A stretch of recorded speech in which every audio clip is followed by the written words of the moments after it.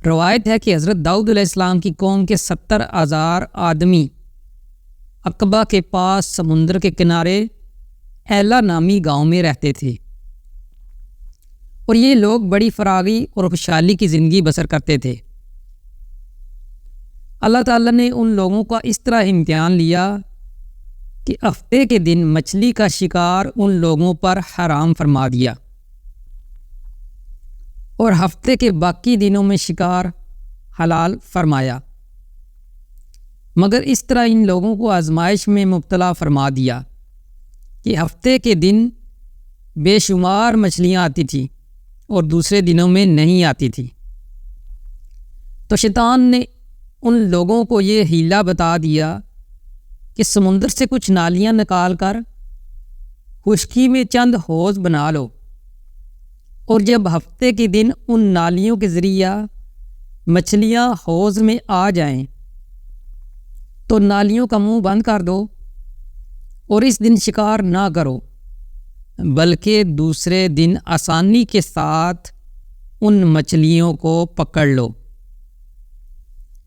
ان لوگوں کو یہ شیطانی حیلہ بازی پسند آ گئی، اور ان لوگوں نے یہ نہیں سوچا کہ جب مچھلیاں نالیوں اور حوضوں میں مقید ہو گئیں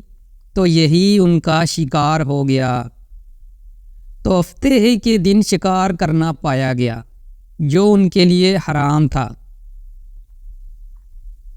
اس موقع پر ان یہودیوں کے 3 گروہ ہو گئے۔ نمبر 1، کچھ لوگ ایسے تھے جو شکار کے اس شیطانی حیلہ سے منع کرتے رہے اور ناراض و بیزار ہو کر شکار سے باز رہے۔ دوسرا، اور کچھ لوگ اس کام کو دل سے برا جان کر خاموش رہے اور دوسروں کو منع نہ کرتے تھے، بلکہ منع کرنے والوں سے یہ کہتے تھے کہ تم لوگ ایسی قوم کو نصیحت کرتے ہو جنہیں اللہ تعالی ہلاک کرنے والا یا سخت سزا دینے والا ہے۔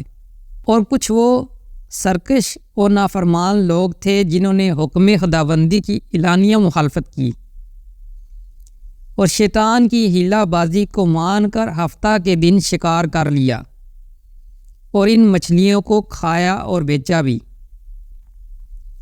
جب نافرمانوں نے منع کرنے کے باوجود شکار کر لیا تو منع کرنے والی جماعت نے کہا کہ اب ان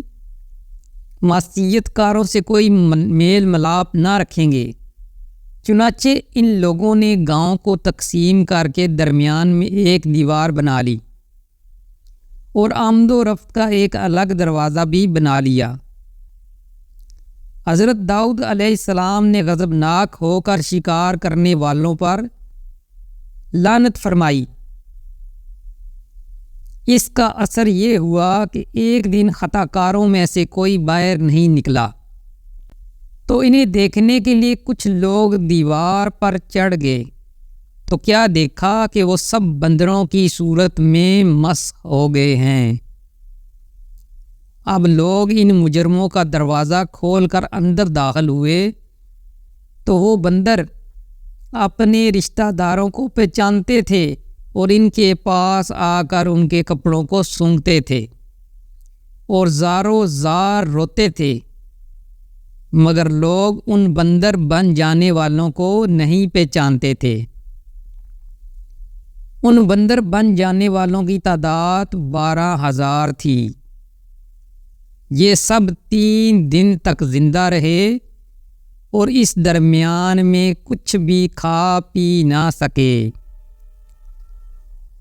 بلکہ یوں ہی بھوکے پیاسے سب کے سب ہلاک ہو گئے۔ شکار سے منع کرنے والا گروہ ہلاکت سے سلامت رہا، اور صحیح قول یہ ہے کہ دل سے برا جان کر خاموش رہنے والوں کو بھی اللہ تعالیٰ نے ہلاکت سے بچا لیا۔